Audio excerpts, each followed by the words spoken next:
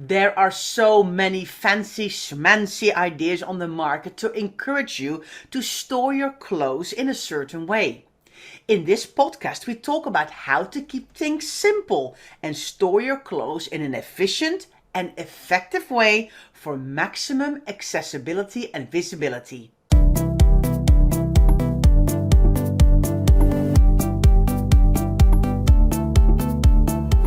You're listening to the DeclutterHub podcast, bringing you tried and tested, no-nonsense tips and advice from the leading experts in decluttering and organising your home.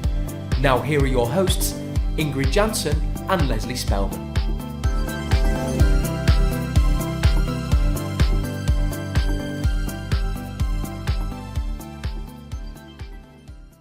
Hello and welcome, listeners. I'm Ingrid. And I'm Leslie. If you are a brand new listener, thank you so much for being here. We appreciate you. And don't forget to hit that subscribe button so you don't miss our weekly podcast. And if you've been listening in for a while, thank you so much for listening in week after week. We love our loyal listeners, don't we, Leslie? We do, but before we get started, can I just say that well done for getting through that intro, because we write the intros. So they had fancy, schmancy, visibility, accessibility, efficient, effective. I think you did very well to get through that. I was like listening to it. Poor Ingrid. It's a test of your proficiency in English the whole way through. But anyway, It was a bit of a tongue twist, I'm not going to lie. Exactly. So Ingrid, we're here to talk about sensible storage ideas. I'm like, did I write that title, sensible? We don't really like to be sensible, do we? But I guess when it comes to storage ideas, sensible is best. So we are going to talk about very sensible storage ideas for clothing today. Now, everybody wants their wardrobes to look amazing, to look stunning and beautiful like we see on the television. We get bombarded with these fantastic ideas all the time, don't we, on social media? Why don't you buy this? Why don't you buy that? So it's a bit of a minefield. It can be really hard to work out what's going to be a good storage solution and what is not. And so today it's all about the sensible, isn't it? I know. Boring, sensible. Yeah, but it's down to earth and it's what we're all about, because we are all about keeping it real, Leslie. I mean, we know all these fancy schmancy things are out there, but we know that they hardly ever work, and it all looks beautiful in these images and these magazines and these social media posts, and we're like rolling our eyes going, yeah, that doesn't work. Because we are about realism, and we are normal, down-to-earth people who are like, stop buying all the fancy stuff and start from the beginning and keep it simple for yourself, because all of these things are really hard to keep beautiful and keep tidy, and then life gets in the way, and then people get disappointed with themselves that they can't have it beautiful all the time. I mean, I don't even have that stuff, and I'm quite organized and quite meticulous. No, I mean, I actually don't have that much stuff at all. We like to keep it simple. You know, it's always interesting because, you know, as part of my job, I do a lot of kind of designs of wardrobes and kitchens and things like that. And 9 times out of 10, what I do is strip out the fancy schmancy things that have been created by the wardrobe or kitchen designer and keep it simple. You just need shelves, you need hanging rails, you need a few drawers. That is it. You don't need loads and loads of stuff. Now, while we're talking about hanging rails and drawers, let's talk about what is best, hanging or folding your clothes, Ingrid.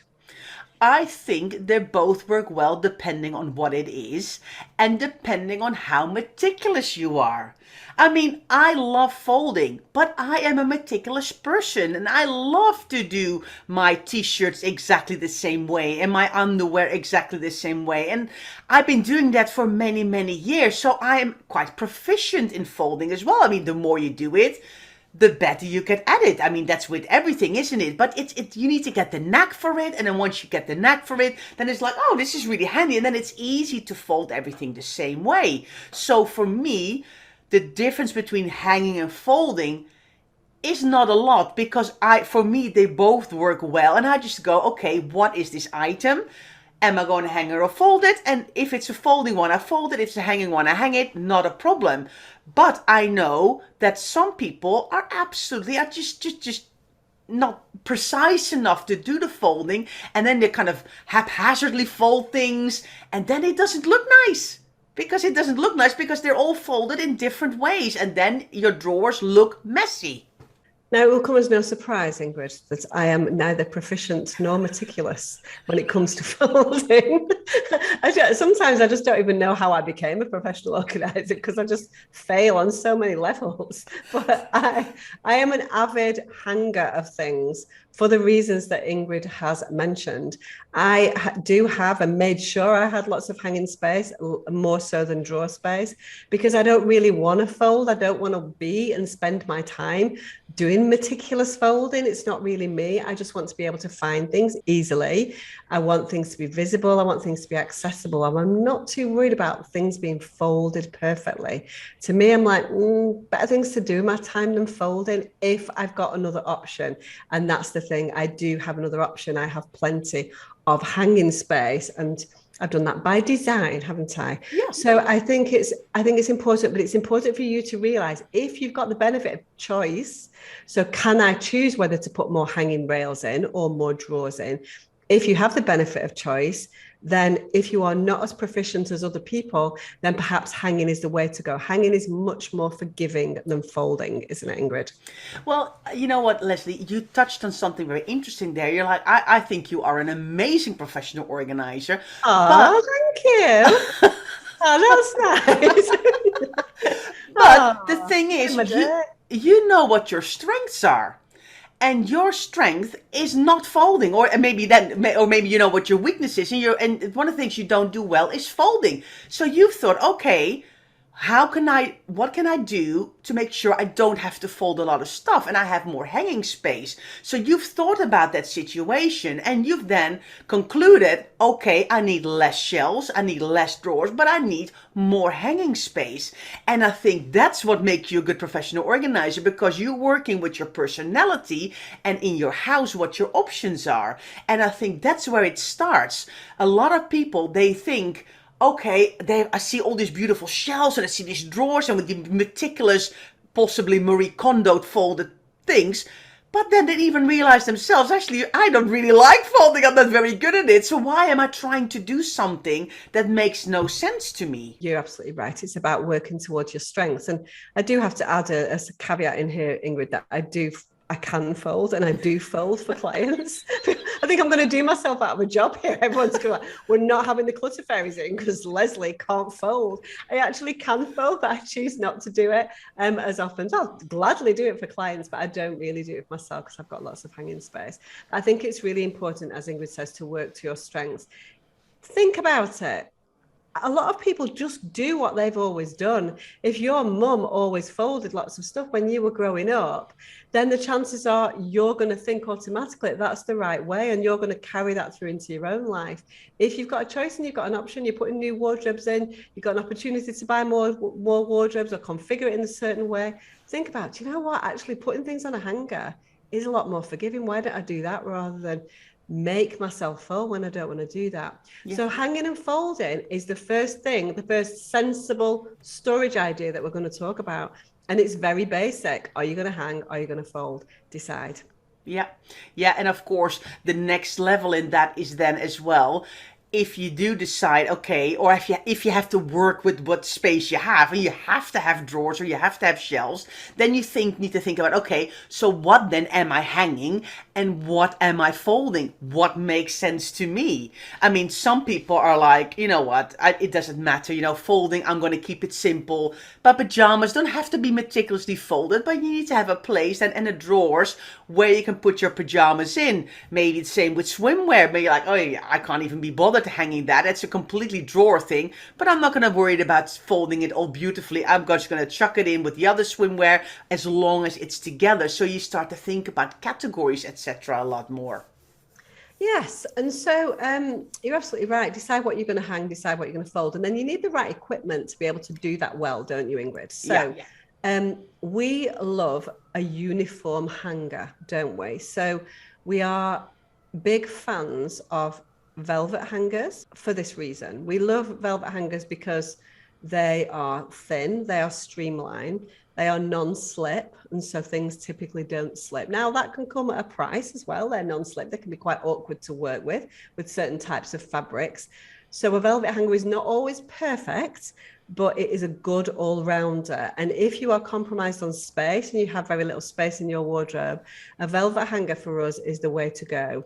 You can have velvet hangers in any color you want. They're quite cost effective. You don't have to pay an arm and a leg, but you need to get good quality. So we do want to throw that into the mix. There's a lot of very cheap velvet hangers out there on the market. But honestly, if you have a mishmash of hangers in your wardrobe, a bit of wire, a bit of wood, a bit of metal, a bit of plastic, it kind of looks a little bit messy. They're all different sizes. Your clothes hang at different levels. If you want to change your wardrobe hugely, aesthetically and practically, then a velvet hanger is a great investment, isn't it, Ingrid? Oh, couldn't agree more. I mean, I even before you and I started the Declutter Hub together and we started talking about hangers and all of these things, I already had velvet hangers. So it's been an absolutely game changer for me, and I think it looks so much nicer for actually relatively a low investment. Yeah. So it's a great way to have more uniformity in your clothing. It's just nicer to see. And when you have shop hangers, they're always, they're always are different. I don't know why. There's not one. But with a velvet hanger, if you kind of commit to one kind of type, you can get them in different colors. For me, I've got them in different colors, so for me it doesn't matter. But I like the fact that all the same, and it just looks really nice. So it's a very fantastic way, especially if you're thinking to yourself, oh, but I'm in a rented property, so I can't add in shelves and I can't do all these things.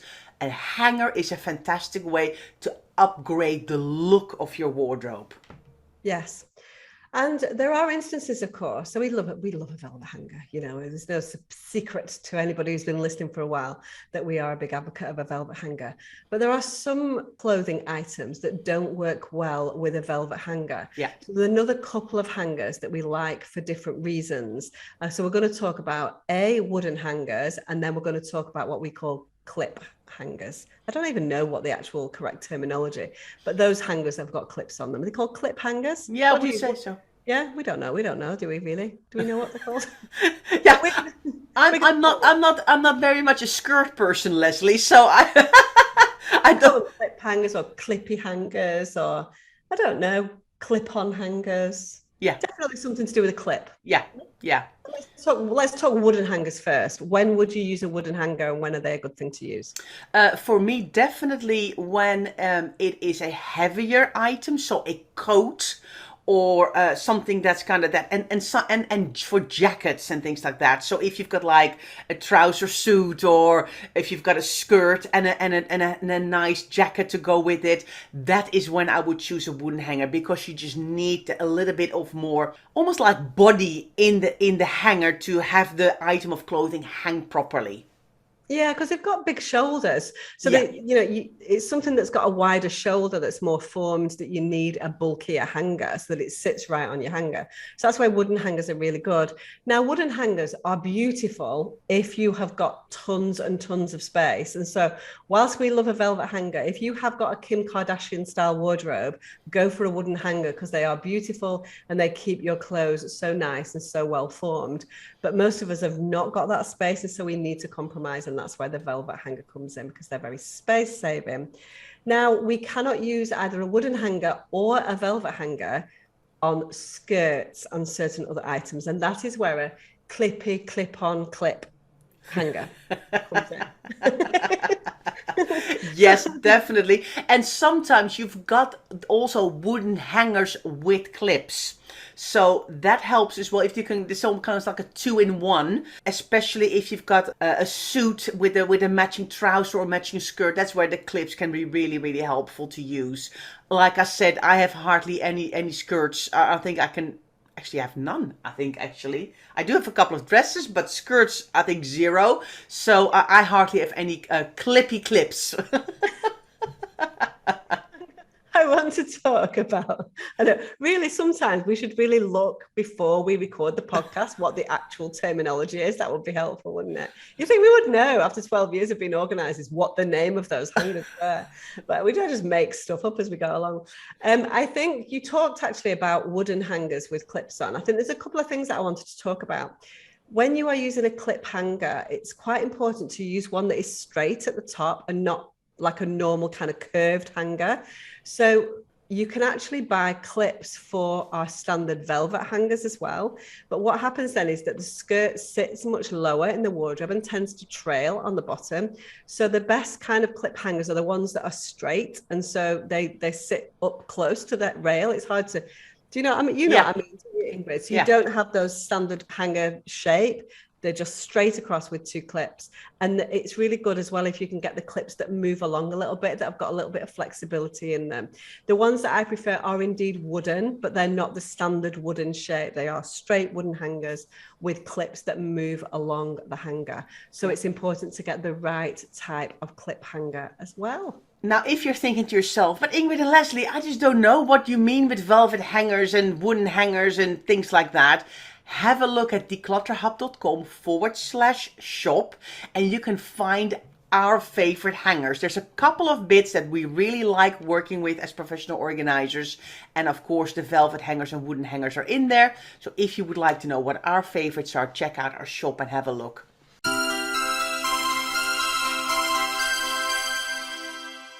Are your sentimental items a stumbling block when it comes to decluttering? You have tried to declutter hundreds of times to tackle your mementos, but get stuck? You have boxes and boxes of sentimental items taking up valuable space? Well, we have good news. Our Managing Mementos Masterclass is coming up on February the 21st, so join us to delve deep into why sentimental items are such a struggle. All the details you need are at declutterhub.com/MMM. Okay, welcome back, everybody. So we've talked a lot about hanging, and now we are going to talk about folding and drawers. I feel like I just need to let you do the second half of the podcast because I'm so lacking in proficiency in these matters, as we have already established. But I do actually fold some things, even though I don't fold much. And I do quite like a drawer divider. So let's talk drawer dividers, Ingrid. Yes, well, drawer dividers, I think, come in all shapes and sizes, but let's first establish where we use them. So if you've got a lot of drawers and the drawers need to hold a lot of different categories, for example, you have one very large drawer or two or three very large drawers, and they need to hold socks and underwear and bras and tights and swimwear and sportswear and lots of different categories. What you don't want to do is have them in one large drawer, all kind of moving about a bit. That is when you need to think to yourself, okay, I need to put some drawer dividers in so I can divide this drawer in smaller containers. Now, these drawer dividers can be plastic, can be fabric. You can buy the cup. I think it's called cup, isn't it? From IKEA. Scub. And it's like, it has like a zip and you can kind of zip them open and they become beautifully square little containers that you can put in drawers. They're brilliant. I mean, absolutely brilliant. But so you need to think about, what do I need to store in this drawer? And have I got a lot of small loose stuff that can start to fly all over the place? And then things get muddled and then you start to lose stuff. Yes, a drawer divider allows us to do our favourite thing, Ingrid, which is containerization, isn't it? We love to containerize. So I do indeed have wide drawers. And in those drawers, so in my top drawer, I've got bras, pants, and that's it, I think. And then I've got socks and tights in one. Then I've got scarves and belts in one, and bikinis and pajamas in one, that kind of thing. So I need to divide these drawers up. So I actually use plastic drawer dividers that are kind of expandable, and they just go straight from back to front. So I've got quite big drawer dividers. I've not got little sections. I've got quite big sections because that's the way that I want to do it. And so you really need to think about what size of drawer divider you want, what sorts of things are you going to put in the, are you going to put little things like pants and socks and so on? How many are going in there? So don't go too small on your drawer dividers because that doesn't work either, does it? Correct. And if you're like, okay, I don't have the budget, Ingrid and Leslie, to buy any drawer dividers, Empty shoe boxes are a perfect drawer divider. I mean, both the lid and the box itself you can use, but of course, especially the box itself works really well because it's normally the same height as a drawer. So it doesn't have to be always a super expensive solution. Yes, so drawer dividers are a fantastic thing to have in your drawers to keep things containerized. Now, a lot of us don't have, well, we do. We have a bit of hanging space, we have a bit of drawer space, and then we have shelves, don't we? And so what do we do with those pesky shelves, Ingrid? Because they go all the way to the ceiling, they're a bit awkward, they go all the way back, we shove stuff in, we can't see what's at the back. How do we fix that? I know, you know what, Leslie? It's like we're always like use the height of rooms. So that means we then create wardrobes, etc., all the way to the ceiling. But then, of course, we create this space on the top and we need to have nearly a ladder or a step stool or something to be able to reach the top. And exactly what you say, normally wardrobes are about 90 centimeters depth or something. So it's like, it's when you have to reach for something, it's like, it's all the way in the back. And I'm like, if you're watching this on YouTube, I'm like waving with my arm, trying to demonstrate how that looks. If you're listening in the car, you don't see me doing this. So Leslie knows exactly what I'm doing. But I'm now waving my hand, trying to reach something from the top drawer. Very visually appealing English, yes. And so the way that we can fix that problem is that we can almost put containers, which we love, into those shelves, which we can then lift down. And so it's all about finding a box or a container that you can put into a shelf, which almost makes it become a drawer because we can lift it down, which is the equivalent of opening up the drawer. So we have containerized items within that, and it can be all the way from the top shelf all the way to the bottom shelf. Now, because as you know, I don't really like folding that much. If I do like folding, I like to fold vertically, and I will regularly fold vertically, what we call filing then, into a box, which I will then lift out and I can find exactly what I need. So boxes and the right size of box used in shelves can be an absolute game changer as well, can't it, Ingrid? Yes, definitely. And I would definitely say maximize the space. So if you've got a wide shelf on the top of your wardrobe, or sorry, wide shelf, don't try to put in one gigantic box. Because the thing is, then it gets too heavy to almost try and lift down. You then need to go to 2 or 3 smaller boxes. So you will have to do a little bit of measuring and be smart about this. Now, I personally don't like a kind of a fabric or especially a rattan or wicker. I knew you were going to say rattan. She's going to say rattan. She's going to literally say rattan. What is it about you? And yeah, what is your problem with it? I don't like them. I don't like them. I'm like, surely she's not going to say rattan. I mean, no one has rattan stuff in their wardrobes anyway, do they? Well, I really want to convince people to even not go there. And if they do, to swap them around. Get some nice hard plastic boxes or crates or something like that. Even if you have a temporary solution and you're using, I don't know, an empty Amazon box or something while you're trying to organize yourself, then upgrade that to something that's a little bit more long lasting and you will get so much benefit. I think also one of my problems is you can't really label rattan very properly, so the label falls off. So when you go to a plastic box, and I really like the ones, the white hard plastic ones from IKEA, I think they're amazing. You can label them beautifully as well, so it works really well. You can buy them with or without a lid, which is another bonus in my opinion. You know what, talking of IKEA, actually they have fantastic solutions for insides of wardrobes, and many of us around the country, around the world in fact, have got the PAX wardrobe system already in place. A lot of us have got an IKEA wardrobe in our homes. They have an equivalent of the kind of scub boxes. They have a big wide one that you can put on the top of wardrobes, which are really lightweight, that you can lift down, and that's the kind of thing you can put blankets and pillows and all those kind of things in. So if you need a storage solution for a wardrobe, then IKEA is definitely going to provide you with that. And the nice thing about IKEA is they focus on form and function. They do both really well, and so they make sure things are lightweight, they make sure things are cost effective, and that they also look good as well. So you can't go far wrong with IKEA. I mean, It's a big job sometimes to go to an IKEA. It involves quite a lot of effort. It involves the possibility of you spending hundreds more pounds on things that you absolutely don't need as well. So you have to try and avoid that. But IKEA is a fantastic place for any kind of storage solution. They really have got it right, haven't they, when it comes to small spaces and maximizing space. Yeah. So you don't go far wrong with IKEA.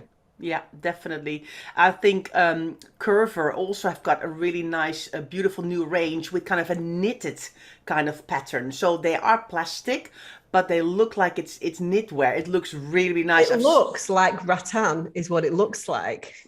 Yeah, no. It's different. It's different. But it looks really nice. So yeah, I've seen that. It's quite a new range they have, and it looks great. Looks great. Yeah.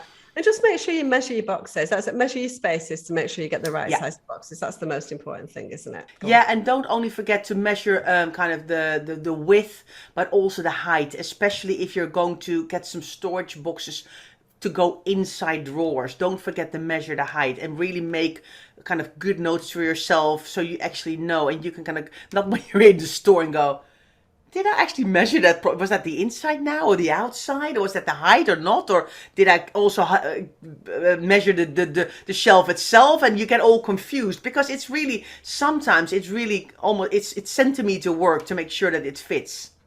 Yeah, exactly. And there's nothing more satisfying than your containers fitting into your drawer, is there? Yeah. If we're truly honest. So what you'll see from what we promised sensible storage solutions for a wardrobe at the beginning of this podcast, and they are sensible and they are simple. We literally do not need that much. We need to work with the space that we've got. We need to make sure we've got the right hangers. We need to incorporate some drawer dividers if that is sensible. And we need to put boxes into our shelves to make them function as if they were a drawer. So they are simple solutions. They are sensible solutions. They're not going to cost you an arm and a leg. And we think they can completely transform the way your wardrobe functions for you. Yes, so we can't wait to hear how everybody gets on. Do check out, let us know, tell us in the Facebook group, show some pictures if you think, yeah, I'm going to try this, I'm going to buy some drawer dividers, I'm going to check out the hangers that Ingrid and Leslie like on their webpage. Let us know and show us some pictures in our Facebook group. I would love to see them. Next week on the podcast, we are talking about something really cool, aren't we? Which is how to embrace the space when you're an empty nester. So what do you do with all those empty rooms that suddenly open up once your children leave home? Do you embrace them? Do you spread out? Do you change their purpose? We're going to talk all about that next week in the podcast, aren't we? I am super excited. I will hopefully learn a lot because I am not an empty nester just yet. So I need to take this information on board. But let's see what we can find out and talk about, Leslie. I can't wait. Yeah, I'm not an empty nester either. I don't know why you're looking to me. I've literally had one child move out. I'm not an empty nester, okay? But I do have some insight to share, so it will be good. But I am not an empty nester. Yeah, that is true. You've only got one down, 2 to go, Leslie. Anyway, thanks so much for being here, and we look forward to seeing you at our next podcast.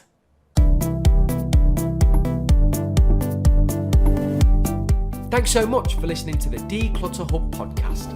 Don't forget to subscribe to us in your podcast player so you don't miss an episode, and we'll see you next week.